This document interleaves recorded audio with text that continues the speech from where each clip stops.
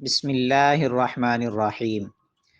ناظرین و سامعین کرام، آج ہم آپ کو موضوع یعنی من گھڑت حدیث کی تعریف اور اس کو بیان کرنے کا حکم بتائیں گے۔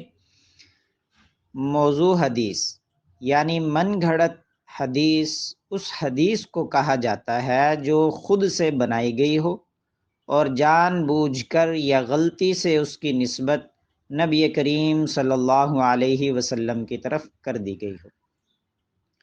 موضوع یعنی من گھڑت احادیث بیان کرنے کا حکم، اس میں کوئی شک نہیں کہ آپ صلی اللہ علیہ وسلم کی طرف منسوب کر کے کوئی بات بیان کرنا یہ خوش بختی اور سعادت کی علامت ہے، لیکن اس کے ساتھ ساتھ یہ انتہائی ذمہ داری اور احتیاط کا کام بھی ہے۔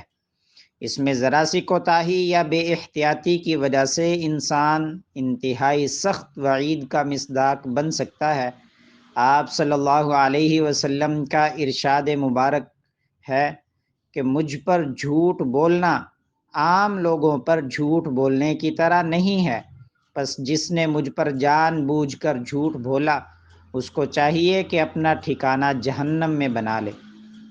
اسی وجہ سے علماء امت کا اس بات پر اجماع ہے کہ کسی بھی عنوان سے آپ صلی اللہ علیہ وسلم کی طرف کوئی ایسی بات منسوب کرنا جو آپ صلی اللہ علیہ وسلم نے نافرمائی ہو، حرام اور کبیرہ گناہ ہے، اگرچہ کہنے والے کا مقصد نیک ہو۔